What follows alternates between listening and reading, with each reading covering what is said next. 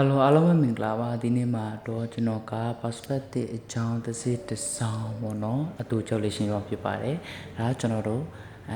အနီးအဝေးပေါ့အနီးဝေးဆိုတာထက်ပေါ့ဘယ်လိုပြောမလဲအထက်အောက်ပေါ့အထက်အောက်မြင်ကွင်းလို့ကျွန်တော်ပြောမှာပေါ့နော်ဒီဗီဒီယိုကြတော့အထက်အောက်မြင်ကွင်းကိုရှင်းပြတဲ့သင်ခန်းစာလေးဖြစ်ပါတယ်ဆိုတော့ဒါကကျွန်တော်တို့ထားပါတော့ချွေပူးဖုံးတစ်ဖုံးမထားပါတော့ဒီချွေပူးတစ်ဖုံးကိုကျွန်တော်တို့ကဘက်ပေါင်းစုံနဲ့ကျွန်တော်တို့ကြည့်လို့ရတယ်သူ့ကိုအထက်စီကနေကြည့်မလားဒါမှမဟုတ်လို့ရှိရင်အောက်ကနေကြည့်မလားအလယ်ကနေကြည့်မလားကြိုက်တဲ့ပုံစံနဲ့ကြည့်လို့ရတာပေါ့နော်ဆိုတော့အပေါ်စီကနေကြည့်မှဆိုလို့ရှိရင်မြင်ရတဲ့မြင်ကွင်းကအပေါ်ပိုင်းကိုပို့ပြီးတော့မြင်ရမှာပေါ့နော်အဲ့တော့အောက်ကနေကြည့်မှဆိုလို့ရှိရင်တော့ကျွန်တော်တို့အောက်ပိုင်းကိုခွက်နေတယ်ပေါ့နော်ဒီရေခွက်တော်၎င်းချွေဘူးဖုံးတော်၎င်းသူ့ရဲ့ခွက်နေတဲ့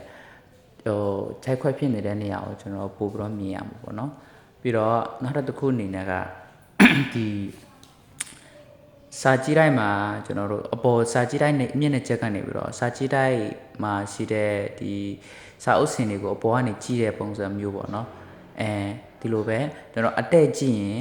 ဗဟိုကြတဲ့နေရာကတဲ့နေမှာပေါ့နော်ဘေးနားဟာတွေကကျတော့ကျွန်တော်ပို့ပြီးတော့ဒီမျက်နှာပြင်ကိုပို့ပြီးတော့မြင်ရမှာပေါ့နော်ဆိုတော့နောက်ထပ်တစ်ခုကျွန်တော်ပိုရှင်းတော့အောင်ကျွန်တော်တို့လူတိုင်းနဲ့ရင်းနှီးနေတဲ့အမြင်တစ်ခုဖြစ်တဲ့ဒီဖျားစီဒီအထိပ်ပိုင်းမှာတင်ထားတဲ့ဖျားထီလို့ခေါ်တာပေါ့နော်ဒီဖျားထီကိုကျွန်တော်ကအောက်ကနေကြည့်တဲ့အနေထားကျွန်တော်ဆွဲပြမှာဖြစ်ပါတယ်ဆိုတော့ဒါကတော့